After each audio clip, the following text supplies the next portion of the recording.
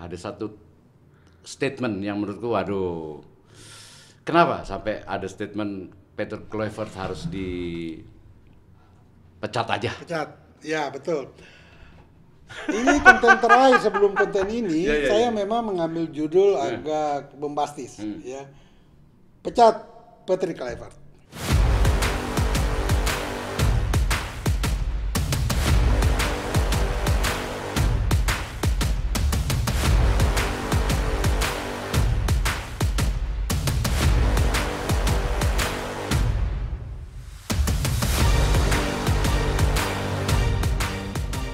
Jumpa lagi dengan Bung Yes. Kali ini Rai membawa format yang agak berbeda, di mana saya ditemani oleh dua sahabat saya. Ini sahabat sudah lama sekali, sekitar 10 tahun baru bertemu, yaitu Bung Eko dan Bung Heru.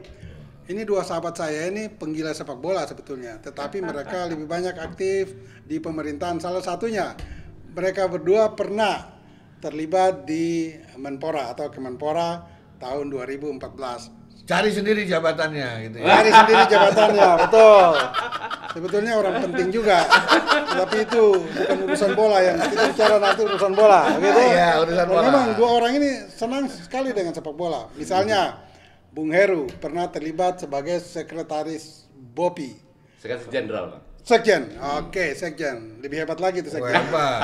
Kalau sekretaris tidak ya, sekjen lebih hebat. Boleh. Iya, itu 2014-2017. Ya. Iya. Kemudian Bung Eko. Oh, kalau saya lain lagi boleh, Pak. Oh ya. Saya itu bisa jadi profesor. Ya. Karena buku SD saya dulu isinya Mario Kempes semua. Itu tidak banyak yang tahu tuh. Gitu. Tahun berapa? 78. 78. 74. 74. Itu Ya, dari 74. Argentina, Mario Kempes. Ya, 78 di Argentina, 74 di Jerman. Betul. Ini profesor termuda IT waktu itu, Bang. Ya. Dan tahun berapa itu Bung Eko waktu menjadi wakil Indonesia ke FIFA? Wah, Bertemu itu Sepp tahun Blatter hari berapa itu. itu? Ketemu Jerome Fall. Jerome Fall ya. Sekjen FIFA ya. Tahun sekian lah, karena kita udah tua lupa. Pokoknya yang penting gak jadi di band waktu itu. 2009 atau 2010 Iya, sepertinya. sekitar segitu. Enggak, 2013. Oh, 2013. Iya. Kalau begitu saat itu PSSI dipimpin oleh Pak Johar Arifin kalau nggak salah. Iya. Ya. Ya, karena kemudian diambil alih oleh Pak Lanyala Mataliti. ya, betul. Baik, pemirsa semua, silakan kita akan berbincang terbuka dengan dua jagoan ini. Dan baiklah, apa yang kami sampaikan itu lebih banyak untuk kepentingan sepak bola kita. Baik. Betul? Ya. Silakan Bung Bang. Heru, Bung Eko. Bang, dari aku ya. Ya, silakan. Aduh, aku nih lagi senengnya. Ya. Ada peluang meskipun tipis kita ke Piala Dunia. Gimana pendapat Abang? Maksudnya gini Kalau Bang, dia ini kan kan senang. Iya. Kita sering banget senang kayak gitu. Tapi itu nggak jadi lagi, apa nggak jadi lagi? Jadi lagi. Gimana Bang? Kan kita gimana? Ukurannya tentu menang kalah dong. Ya iya lah. Kan kita gimana Bang? Kan kita udah ada di putaran keempat nih. Ya. Tadinya Ya. di putaran ketiga kita berharap lolos langsung. Ya. Tetapi ya mungkin Tuhan belum berkehendak. Tetapi kita masih ada peluang lagi di putaran keempat, bahkan kelima nantinya.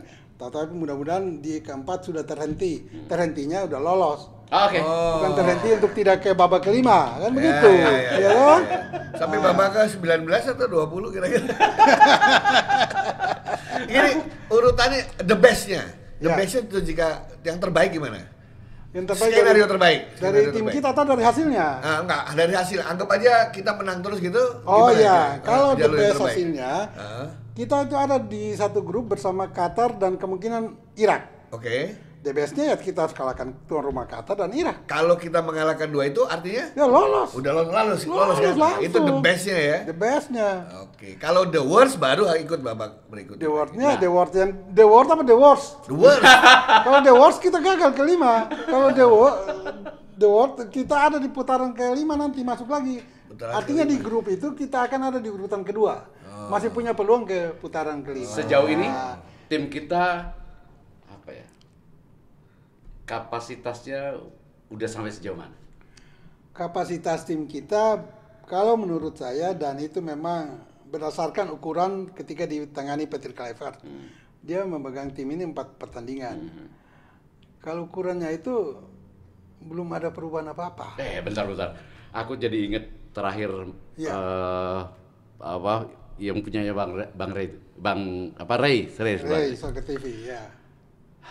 Ada satu statement yang menurutku, waduh, kenapa sampai ada statement Peter Kluivert harus dipecat aja? Pecat, ya betul. Ini konten terakhir sebelum konten ini, saya memang mengambil judul agak bombastis, ya. Pecat Patrick Kluivert. Why? Dan kalau lihat dari komen-komen di konten itu, ya ada yang memang tidak sepakat, tetapi banyak yang mendukung.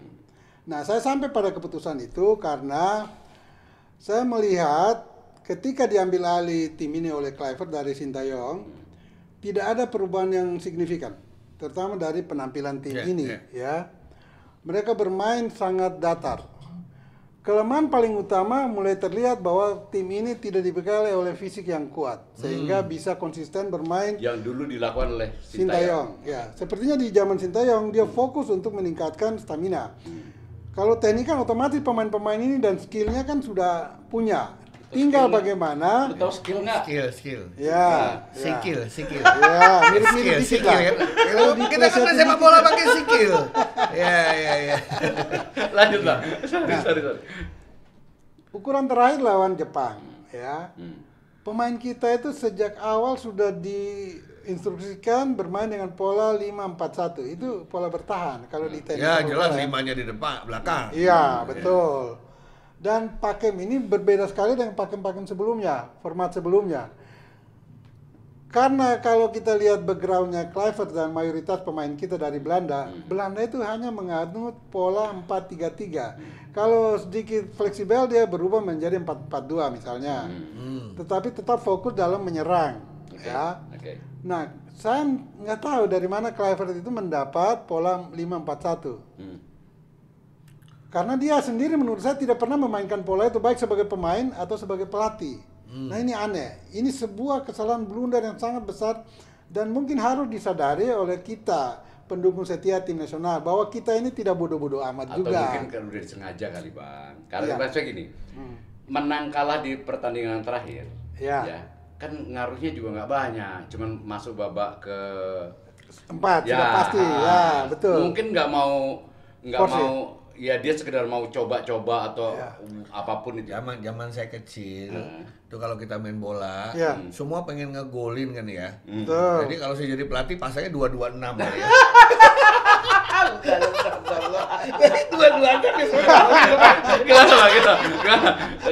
Gimana tadi? Semuanya pengen ngegolin tapi bolanya satu bagaimana? Kalau semua 11 pemain tendang bersamaan, waduh. Pasti dia lihat buat 5-4-1 ya. Kalau saya orang awam ya, akademis nih. Akademis lihat 5-4-1, nomor 1 yang saya lihat, pasti satunya ini jago banget di depan nih. Iya. Dioper dari mana aja dia bisa melawan semua yang di sana. Dan kan. memang dia ditugaskan untuk itu. Gol itu. Iya. Dan belakangnya 5 karena kita pasti rapuh sekali pertahanan. Iya, betul. Oke. Aku nih kan tadi gini, Bang. Kalau sama Bang Yes, dia senior nih. Oh iya. Gini, Bang. Jadi aku bilang, aku mau mau ngobrol sama Bang Yes nih. Titip jawaban, titip pertanyaan dong. Ya. W aja gitu. Ada W yang udah sampai nih, Bang. Iya. Tak tanya ya. Ini menyampaikan dari kawan. Betul, silakan. Menurut Anda, apa saja yang perlu dibenahi oleh timnas atau juga PSSI guna menghadapi putaran keempat? Nah, besok yang bagus, Bung Heru. Perlu kita terjemahkan ke bahasanya Kluivert belum? Biar dia ngerti. Terjemahin ke bahasa Kluivert. Biar dia dengar. Kalau yang begitu saya serahkan ke Bung Eko. Jagonya. Orang mau misi khusus ke FIFA kan, hebat dan berhasil pula. Top deh. Oke. Kalau melihat apa yang harus dilakukan, baik oleh tim maupun federasi. Pertama kalau dari federasi, mereka tetap harus support penuh, ya, endorsement penuh kepada Kluivert dan timnya, terutama Pak Erik. Dan saya lihat Pak Erik memang serius untuk membawa tim ini meraih tiket ke Piala Dunia. Dan saya kira semua anak bangsa juga sangat berkeinginan. Ya, pastilah. Ya, walaupun ada kritik sana sini, ada kontroversial sana sini, tapi poin utama adalah kita semua senang dan sangat ingin tim ini masuk ke Piala Dunia. Untuk itu saya minta Pak Erik dan Federasi tetap dukung penuh siapapun. Kalau tidak Patrick Kluivert, siapapun yang jadi pelatih untuk mengawal tim ini menuju keberhasilan nantinya. Nah, untuk Kluivert, dia segera mengubah ya taktik dan strategi permainannya. Kalau dia tidak mengubah taktik strategi permainan tim ini dan dia masih melakukan hal yang sama, terutama seperti melawan Jepang, tidak akan berhasil. Karena pola yang dia tampilkan itu adalah pola yang tidak pernah dialami bahkan oleh tim nasional Belanda. Artinya kalau tadi statement saya dia coba-coba, kali ini nggak boleh. Tidak boleh. Jangan eksperimen lagi. Jangan eksperimen. Karena dia ambil alih dari Sintayong itu bukan nanti berproses lagi. Tidak, selesai prosesnya di Sintayong. Sekarang tugasnya adalah membawa tim ini lolos. Tidak perlu proses lagi. Ini tim ini sudah matang, tinggal dia meramu. Besok itu kan mainnya di Qatar. Di Qatar kan. Kan kita tahu dia punya lapangan juga beda kan. Yang rumputnya rumput sintetis atau tidak itu? Bagus karena dia kan tahun 2022 kemarin tuan rumah Piala Dunia. Jadi infrastrukturnya sudah memenuhi syarat sangat. Berarti pernah nggak kita menang di sana? Indonesia pernah nggak main di lapangan itu? Belum kan? Belum. Kalau saya jadi presiden, saya bawa ke sana sebulan sebelumnya. Nyoba dulu lapangan. Nah, ini betul. Betul. Kan gitu ya? Karena menuju bulan Oktober kan masih 3,5 bulan atau 4 bulan. Harusnya tim ini bahkan Agustus nanti baru ada kompetisi antar klub di seluruh zona. Untuk itu pemainin kan lagi off season ini. Ya bawalah mereka ke sana 1 bulan. Training di Jazirah Arab sana, lain di Qatar. Itu betul. Saya menurut pengamatan Bung Yes, memang ini sangat sangat berpengaruh gitu ya. Oh, sangat. Mengapa? Karena adaptasi udara itu perlu. Betul. Di Arab itu kelembabannya sangat tinggi ya, sehingga akan berbeda. Tidak saja akan mempengaruhi pemain-pemain dari Eropa, pemain kita pun akan mengalami kesusahan. Itu kalau namanya, tidak adaptasi duluan. Mau Pak Heru dia kurang ngerti yang ini. Namanya iyalah, jangan lu samain sama beliau lah. Namanya itu sport science. Iya, gitu ya? betul. Oh iya, sport science nanti ketinggiannya semana, kelembapannya semana itu disesuaikan dengan makanannya apa. Loh iya, masuk akal sih. Loh iya, pinter juga. Pinter juga. Ambil yang kena dokternya di olahraga aja ya. Orang rektor, profesor ya, harus pinter dong. Bung Yes, aku jadi inget statement Bung Yes waktu itu lagi ya. Karena aku ini salah satu pecinta channelnya Bung Yes. Jadi aku nulis tuh pernah mau ngirim WA waktu itu ke Bung Yes. Waktu Bung Yes nyinggung supaya PSSI ngerangkul mantan pemain nasional. Iya, betul. Maksudnya apa sih? Maksud saya PSSI itu sebelumnya harusnya mempunyai sebuah badan yang disebut Badan Tim Nasional (BTN). Saya nggak tahu sekarang ada atau tidak. Kalau ada pun tidak kelihatan. BTN-nya ada Pak, cuman Bank Tabungan Negara. Betul. Ya, Bank Tabungan Negara. Sepak bola Badan Tim Nasional. Tim Nasional. Di keluar dari Senayan dikit jadi Bank Tabungan Negara. Ada hubungannya. Ya, tar dulu gua lagi nanya serius ini. Gimana Bang? Kalaupun badan itu ada sekarang, saya tidak melihat ada orang yang kompeten di sana yang mengurus BTN itu ya, sehingga saya mengusulkan kalau bisa Pak Erik rangkullah mantan-mantan pemain nasional yang punya kualitas, yang punya visi yang bagus tentang membangun sepak bola. Karena mereka itu tidak hanya punya pengetahuan dan visi, tapi ada passion. Passion di sana, sehingga dengan passion itu mereka bisa tuntas bekerja. Tuntas bekerja. Dan mereka punya pengalaman juga di masa lalu. Oh pasti, karena mantan pemain nasional. Misalnya begini, Bung Heru. Ya. Kalau kemarin kita kalah 0-6 dari Jepang, kekalahan itu memang sudah diprediksi oleh kita semua, tapi jangan 0-6. Kemudian kalah juga dengan sebuah permainan yang bagus, nggak apa-apa. Tapi kalau kalah dengan 0-6 dengan permainan seperti itu ya kita kecewa semua. Nah, kalau ada mantan-mantan pemain yang tergabung dalam sebuah wadah, katakan BTN pemain tadi. nasional maksudnya? Ya, mantan. Mereka kan setelah itu evaluasi. Di dalam itu ruang evaluasi itulah penting. mereka akan bisa mencecar Kluivert yang bertanggung jawab penuh, mengapa Anda memainkan pola bertahan? Padahal di momen itu Anda bisa menurunkan kerangka tim nasional, tim yang inti yang akan maju ke putaran keempat nanti. Itu momentum harus dipakai. Mengapa Kluivert memainkan pola yang sebetulnya tidak pernah? Saya ini pecinta bola. Salah satunya itu. Saya ini bukan nggak ngerti banget bola, tapi kan pecinta bola. Tapi saya pakai dari logika akademik aja. Kalau Anda memutuskan bermain bertahan, itu hasil akhir sebenarnya kan saya lagi mengejar paling nggak skornya seri. Betul kan? Betul. Apakah kita butuh seri sekarang?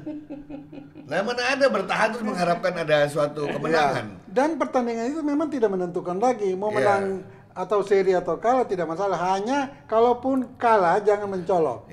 Dan memang kita semua prediksi kemarin itu mencolok. Sangat mencolok. Dan lewat sebuah permainan yang tidak memperlihatkan bahwa kita tuh punya tim yang layak menuju Piala Dunia. Saya sampai dengar ada satu pemain namanya Baca. Namanya siapa ya? Simon siapa gitu? Simon Tahamata. Itu sampai nangis. Ya, Simon Tahamata ini adalah mantan pemain nasional Belanda. Dia sekarang dipakai oleh Federasi PSSI untuk menjadi direktur telescouting pemain-pemain muda untuk dikembangkan tangisan masa itu depan. Artinya tangisan apa? Tangisan sedih, tangisan kecewa.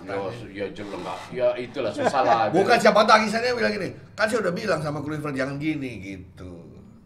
Ayo, tapi tangisannya ekspresinya dia ya kayak ketidakberdayaan waktu ketemu tim yang gitu. Bagi saya, tangisan Tahamata adalah air mata Indonesia.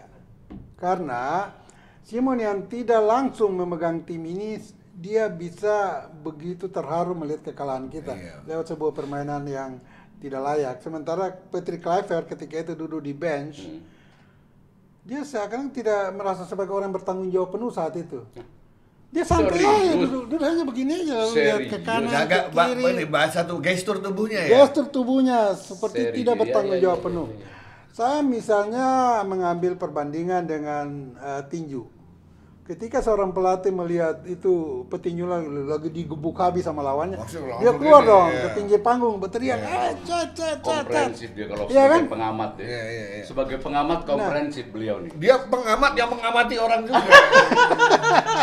Mengamati pengamat. Bukan kalau kita ini kan nonton bola ya udah fokus di bolanya. Kalau dia mah bukan cuma bolanya doang, tapi lingkungannya, environmentnya gitu ya. Jadi Simon Tahamata menangis itu sangat berbeda sekali, bertolak belakang dengan Kluivert saat itu.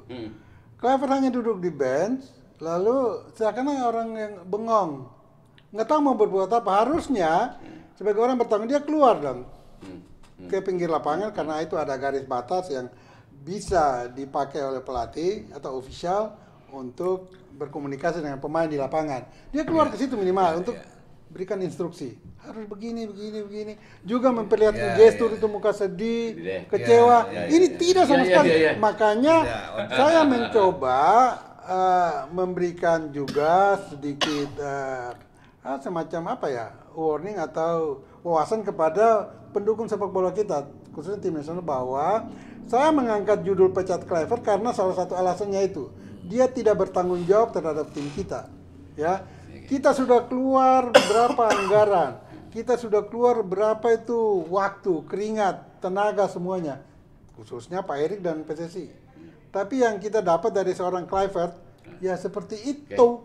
Mungkin Bung Eko atau Bung Heru pun akan marah kalau anak saya lagi digebuk di lapangan kok saya nggak keluar. Saya keluar. Apakah ada permintaan maaf dari Kluivert?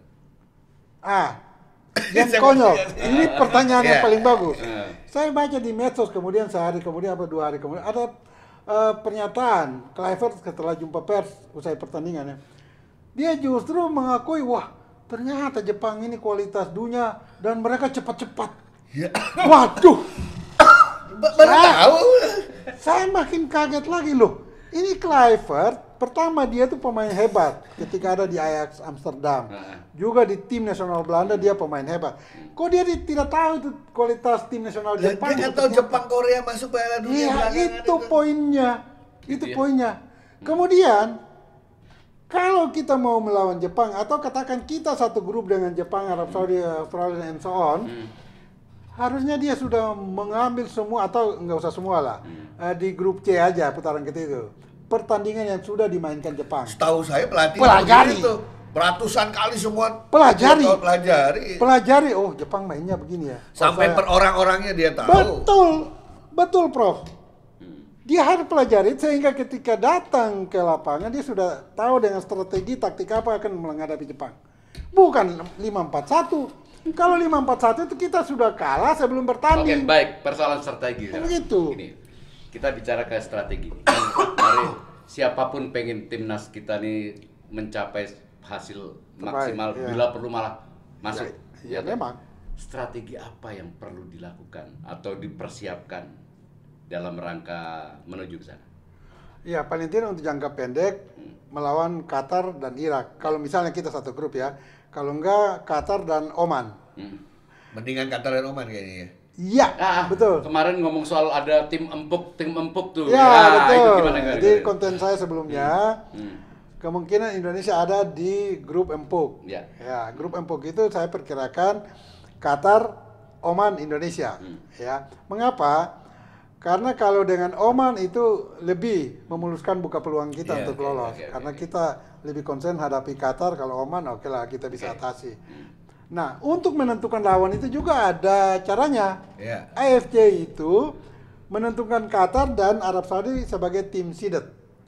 Tim unggulan. Paling. Jadi untuk menempati dua grup bisa grup dia. Iya, dia harus pisah dan mendapat posisi pertama. Tinggal tim lain mengikuti dia. Itu didasari salah satu oleh peringkat terakhir mereka di FIFA, ranking FIFA. Qatar memang dari 6 tim yang ada di putaran keempat memiliki peringkat terbaik, sehingga dia dapat seeded pertama, unggulan pertama. Itu ada di grup 1 nanti. Arab Saudi mengikuti Qatar, tentu ada di grup. Yang ketiga itu Irak, keempat Uni Emirat Arab, kelima Oman, keenam kita.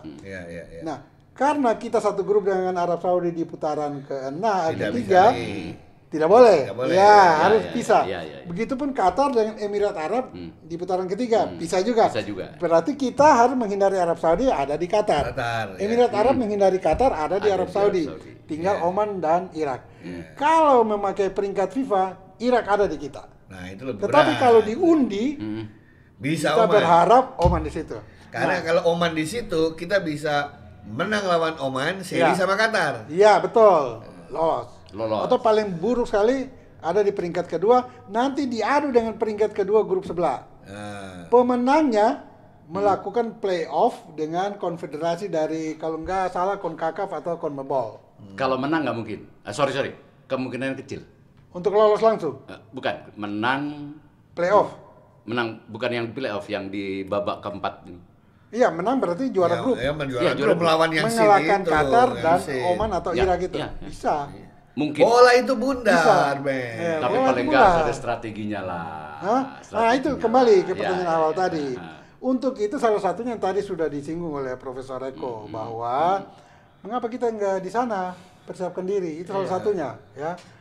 Salah duanya, Kluivert segera mencari taktik, strategi dan formasi tim yang memang betul-betul layak untuk menghadapi calon lawan kita di putaran keempat. Ya dia lebih tahu lah, masa harus kita ajarin dia lagi, ya kan? Karena memang dia hidup dan bermain bola di situ, bersama pemain ini. Jadi dia harus meramu seperti chef aja, koki. Bahan-bahan sudah ada nih, lu mau bikin asam, manis, pedas. Saya jadi kepikiran tadi. Mestinya saya nggak tahu ya, kalau saya jadi Kluivert, misalnya saya bikin strategi nih. Terus saya undang yang di BTN tadi. Tolong kritik strategi saya. Betul kan, bisa gitu kan? Bisa. Sebelum dia melakukan sesuatu. Itu gunanya orang-orang berpengalaman. Tapi mungkin memberi saran. Ya. Menurut lu strategi saya kalau gini gimana? Ya. Kita dapat knowledge dari orang sebelumnya itu. Iya. Betul itu, Bung Heru. Ini Bung Eko benar sekali. Hanya masalahnya tim itu belum ada. Yang tadi kita kembali bahwa merangkul mantan-mantan pemain nasional untuk paling tidak 3 atau 5 orang ganjil lah untuk ada di sebuah badan yang mungkin menjadi penasehat bagi tim nasional, silakan. Karena mereka yang akan mengevaluasi kinerja Kluivert tentunya. Mereka itu sudah punya sertifikat A-Pro yang layak memimpin tim nasional. Itu berarti mereka sejajar dengan Kluivert. Jangan sampai kita minder, wah masa pemain Melayu mau ajarin bule, tidak begitu. Nggak harus siapa, tanpa rekomendasi ya, yang penting orang yang paham gitu ya. Tentang rekomendasi orangnya siapa-siapa, enggak kan? Tidak, okay. tidak. Jadi nggak tendensius lah ya? Tidak. Tapi karena di mantan pemain nasional yang memiliki sertifikasi A-Pro itu ya baru 20 lebih, mungkin sekarang sudah 40 kali. Ya. Itu bisa dilihat. 40 orang. Ya, bisa dilihat. Dan 40 orang ini sebagian besar 20 itu sudah pernah terlibat di Liga 1, memimpin klub-klub Liga 1. Sehingga kita bisa lihat di situ. Jadi tidak lagi ada kata belece atau titip mereka untuk ke PSSI, tidak. PSSI tahu itu kok, bisa melihat mereka. Bahkan bisa juga mengajak yang lebih senior lagi untuk minta rujukan, kira siapa sih yang bisa ikut membantu PSSI dari dalam. Karena itu perlu sekali mengevaluasi ini, kalau dan jangan mengulangi kesalahan yang sama ketika lawan Jepang kemarin kan. Betul. Kluivert sekarang harus mulai mempelajari Qatar, Arab Saudi, Oman, Irak, gitu kan? Terutama yang di grup, misalnya Qatar dan Irak. Itu sekarang harus Kluivert sudah mempelajari lewat video-video mereka, pertandingan mereka sebelumnya atau yang terkini, sehingga dia sudah bisa menyiapkan taktik strategi untuk itu. Misalnya, wah Irak bermain ini dia lebih kuat di depan, bagaimana you hadapi lini depan Irak? Di belakang kayaknya mudah nih menembus dari sektor kanan, you perkuat sayap kirinya untuk menerobos dari situ. Atau Irak ini unggul dalam bola-bola atas, kita hindari bola-bola atas, kita main bola-bola bawah. Kan begitu. Nah kemarin itu kita itu main long passing, dari belakang dapat bola, push depan. Padahal kan ada satu orang aja. Di belakang Jepang itu ada 3-4 orang yang nggak mungkin tinggi-tinggi lagi semua ya. Nggak mungkin lah kita satu orang bisa melawan 3-4 pemain lawan di belakang, nggak mungkin. Itu kasihan juga penyerang kita oleh Romeni hari itu. Aduh kasihan banget saya lihat. Itu kira-kira. Satu hal gini. Masih dalam konteks strategi. Ya. Kluivert pasti punya sesuatu yang sangat diandalkan. Pasti. Kita harap demikian. Ya, betul. Menurut Bung Yas apa? Mungkin yang kalau kita raba-raba apa yang ada di benak Kluivert itu, ya, dia mungkin ingin memainkan pola yang dianut Belanda selama ini, yaitu memperkuat wing dan lini depan. Dan itu harapan dia untuk tim ini bisa produktif dalam mencetak gol. Kalau itu tidak dipunyai, karena memang tim ini butuh ketajaman di lini depan untuk bisa mencetak gol. Dia kuat di belakang, tetapi lemah di depan, kita akan sulit untuk meraih kemenangan. Apalagi kalau gelandang juga tidak punya naluri menyerang, ya. Sehingga kita berharap Kluivert punya pemikiran bahwa ada kekurangan sangat mencolok di depan untuk bisa mencetak gol, sehingga ini harus dioptimalkan betul. Kalau tengah dan belakang mungkin perlu pemolesan dikit aja ya, tetapi depan ini yang menjadi sangat prihatin, harus diperkuat betul-betul.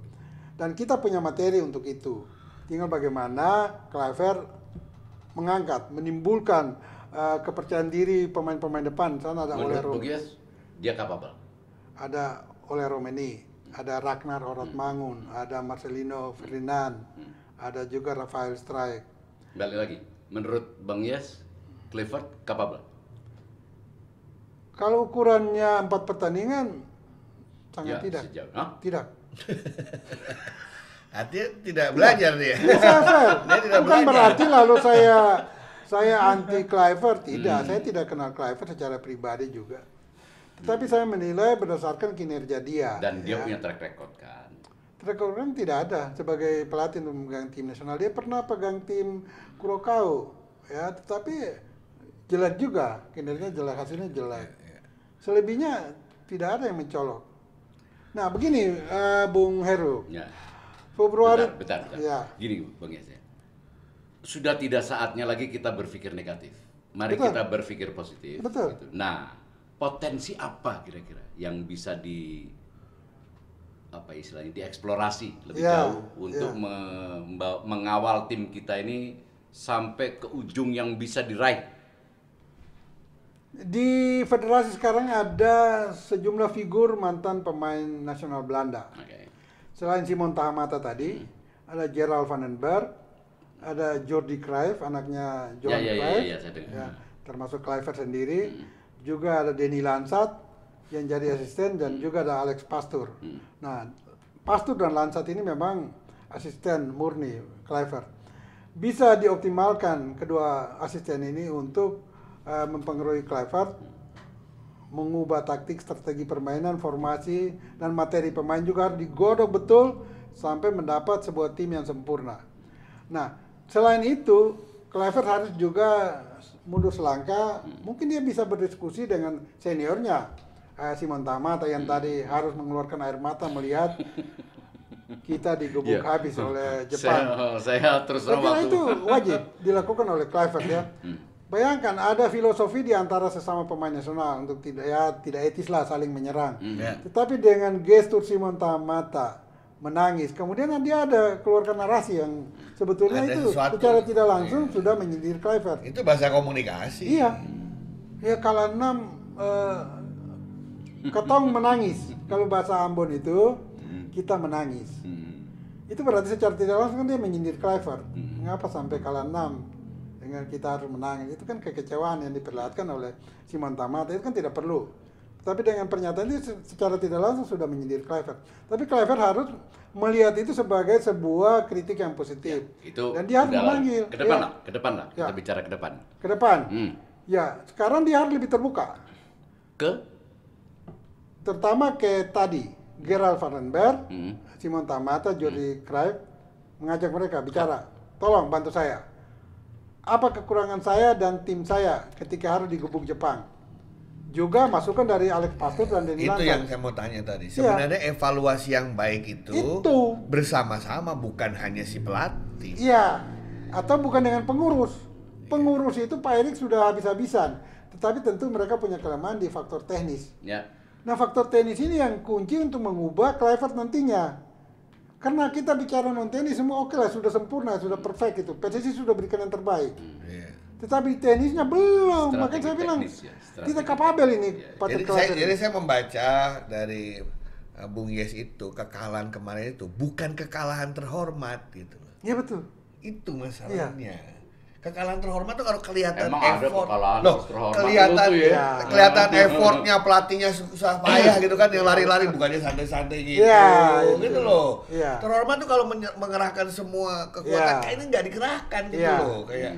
Kalau hari itu Kluivert dia keluar dari bangku cadangan dan perlihatkan dia itu sebagai bos, dia kalau perlu dia marahin wasit atau kita mungkin ada empati dikit ya, ada empati. Tapi dia tidak lakukan itu. Kalau pelatih seperti ini kita mau harap apa ya? Kluivert tuh ngerti bahasa Indonesia nggak sih, Bang? Tidak. Hah? Tidak. Waduh. Karena paling dia nggak ada penerjemahnya gitu. Moga-moga ada orang yang mau nerjemahkan ngasih tahu Kluivert omongannya beliau. Semoga. Soalnya saya bayangin saya jadi pemain. Saya ini lagi pemain, lari-lari, putus asa segala. Saya ngeliat pelatih saya dong. Nggak ada. Nggak ada di pinggir lapangan. Nanti dia udah pura-pura begini, gimana perasaan saya di dalam gitu loh. Oh, fungsi pelatih itu ya? Oh iya, memberikan semangat, memberikan motivasi. Apapun pemainnya tampil, dia harus keluar ke pinggir lapangan, berikan instruksi, arahkan. Karena bisa aja pemainnya panik. Dan memang saat itu sudah panik semua pemain kita. Harus dia bangkitkan motivasi. Jangan begitu, harus begini. You harus begini, you harus begini. Tidak lakukan, kasihan itu, kasihan. Jadi kita juga kalau memang pendukung atau memang sangat mendukung Kluivert, tidak juga mendukung secara buta lah. Dia melakukan blunder besar di pertandingan itu. Gitu ya. Sangat besar. Dan coba kita hanya bisa menang di kandang 1-0 lawan Bahrain, 1-0 lawan Cina. Padahal kita bisa memetik gol lebih dari 1 digit. Tapi mecat Kluivert sekarang ya terlambat ya. Belum. Siapa bilang terlambat? Serius. Belum. Kita masih punya waktu 1,5 bulan, ya, 1,5 bulan menuju kompetisi antar klub sehingga pemain-pemain kan off season. Kalau pelatih baru datang dalam seminggu ke depan, kan dia bisa menggunakan 1,5 bulan untuk adaptasi dengan pemain. Kemudian menuju bulan Oktober masih ada 3,5 bulan, waktu yang panjang. Begini, Bung Heru, mendingan kita itu memberikan masukan yang agak keras dan pedas sebelum mereka melakoni. Daripada nanti setelah selesai itu Kluivert berangkat mengapa nggak dipecat waktu itu. Kan diskusi kita ini demi timnas kita ya. Itu yang saya mau tanya, Bang. Saya pengalaman nih. Seandainya ini wawancara imajiner. Seandainya Bung Yes sekarang menanyakan pemain-pemain yang kemarin 0-6 kalah sama Jepang. Apa masalahmu itu? Kira-kira mereka jawabnya apa ya? Kaget? Enggak. Atau kalau melihat kebiasaan pemain kita pada umumnya ya, Jepang terlalu kuat, speednya mereka bagus, cepat-cepat, oper bolanya, pasti begitu. Dia tidak melihat kondisi dia, tetapi dia melihat kawannya lebih tangguh lah gitu. Kita susah kejar. Itu berarti kalau kita balikin berarti you punya stamina jelek. Itu sama kayak kita belajar, ujian gagal, soalnya susah soalnya. Bukan karena saya nggak belajar, soalnya di sana. Betul kan? Soalnya susah. Bukannya kenapa saya nggak belajar untuk jawab soal itu. Jepang itu cepat-cepat, operannya matang-matang, pergerakannya sulit ditebak. Berarti you punya kerja sama tim tidak benar. Sehingga you tidak bisa mengantisipasi semua pergerakan baik dengan atau tanpa bola dari pemain lawan. Kan begitu. Kalau itu orang-orang itu apa namanya? Podcast sama presenter yang keras tuh begitu bilang, "Oh, sebenarnya cepat-cepat." Maksud Bapak lambat. Gitu. Itu balik gitu kan. Iya. Betul. Sama saya dengan mengatakan kita lambat gitu kan. Tergantung dari sudut pandang mana diangkat. Kalau dari sudut pandang lawannya begitu. Tapi kalau dari sudut pandangnya, ya saya lemas, nggak kuat lari karena latihan tidak maksimal, kan begitu. Iya, pengen ngomong itu mestinya terus terang ngomong itu. Kembali Bang Yes, kita dengan keinginan besar untuk bisa mencapai satu prestasi satu reputasi. Untuk pertama kali ya. Ini pun sudah pertama kali loh ya. Kita nih ini the best chance lah, the best chance yang kita dapat. Ini pertama kali sebagai satu-satunya negara di Asia Tenggara yang sampai di titik ini. Enggak juga. Betul. Asia Tenggara iya kayaknya. Iya. Belum cukup lah ini. Belum cukup lah. Bisa kita punya peluang untuk lebih maju lagi gitu. Ya, pencapaiannya. Dalam konteks menyeluruh atau khusus untuk hal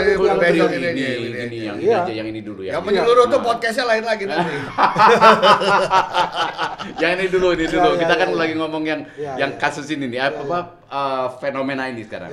Nanti tinggal podcast berikutnya kita lihat pakai pita hitam apa tidak.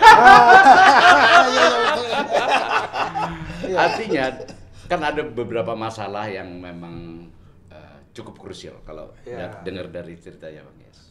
Ya, artinya selain Patrick harus melakukan beberapa langkah yang tadi disarankan Bang Yes. Pihak lain pemimpin negara ini harus berkorban sedikit untuk mengirim tim ke lokasi, menyesuaikan diri dan sebagainya. Terus kemudian kan ini kan pengen banget nih semua masyarakat nih, semua lapisan masyarakat, senior memberikan advice gitu ya. Begini Bung Heru, tadi kita udah singgung sedikit, di saat off-season untuk klub-klub ini karena mereka baru kompetisi Agustus. Pertanyaannya, kalau memang pemain-pemain keturunan ini, kalau pemain lokal oke lah, bisa diatur. Apakah mereka mau diatur? Diatur dalam tanda petik bahwa ketika mereka harus rehat dari klub mereka di Eropa sana, kok masih dipakai lagi untuk training center di Qatar sana misalnya atau di Jazirah Arab sana. Apakah mereka mau? Ini pertanyaan yang sangat krusial bagi mereka. Dan ada di kontrak juga ya itu ya. Ya, kita bisa menilai mereka sekarang, keseriusan mereka untuk membela Merah Putih sekarang. Kalau Kluivert bisa. Tentu gini Bang, tentu ini ada konsekuensi. Betul. Kan buat negara kecil lah ini. Dengan reputasi yang akan kita Iya, dengan pencapaian yang akan kita dapat kan. Harusnya mereka mau lah, tidak ada alasan untuk menolak karena rehat klub. Harusnya mereka mau. Dan itu harus didorong oleh Pak Eri bahwa Kluivert saya inginkan 1,5 bulan atau minimal 1 bulan ke depan ini sebelum mereka masuk ke season antar klub di Eropa, mereka harus dipusatkan di Jazirah Arab, mau di Arab Saudi, Qatar, Irak atau mana lah. Harus semuanya, seluruh 20 atau 30 pemain ada di sana. Adaptasi dengan lingkungan, cuaca segala macam, makanan segala macam, iklim. Karena itu yang akan mereka hadapi di bulan Oktober nanti, ya. Dan yang kedua, mereka tidak punya waktu lagi untuk berkumpul bersama, waktu yang panjang ya. Kalau mereka menghindari Juni ke Agustus ini untuk ada berkumpul bersama, mereka tidak akan dapat waktu yang panjang seperti itu lagi. Saya jadi ingat, Bu. Ini analoginya ya. Dulu itu yang membuat pemain badminton luar takut sekali di Indonesia, bukan keahlian tapi penontonnya. Yang penontonnya yang kita kan yang sangat seperti itu. Sehingga mereka di sana tuh dilatih untuk menghadapi orang-orang kayak penonton Indonesia gitu. Mereka ditaruh suatu tempat yang semua dijelek-jelekin, dimainin ini ya Pak. Mentalnya dimainin sehingga begitu sini udah nggak ngaruh gitu loh. Jadi kita harus tahu kelemahannya kita di mana, di istilah kita genjot gitu, nggak bisa. Itu yang saya bilang bahwa olahraga tuh ada sainsnya, bukan cuma bermain gitu loh istilahnya ya. Omongan profesor beda ya. Beda. Saya sama dia tuh sama-sama prof. Dia profesor, saya provokator. Saya ting, dia ting. Jadi Bang Yes, ini terima kasih. Terima kasih. Kita sementara nih cukup puas. Tapi kita optimis tetap. Dan kita optimis. Oke, baik. Gitu. Pendukung setia Rai Soccer TV, jangan lupa tetap bersama Bung Yes dan juga dua sahabat saya. Dan silakan menunggu konten berikut yang tidak kalah menarik dengan konten saat ini. Giring terus. Giring terus. Thank you Bang. Oh berarti berikutnya sebelum pertandingan ada satu pemain lah di sini ya.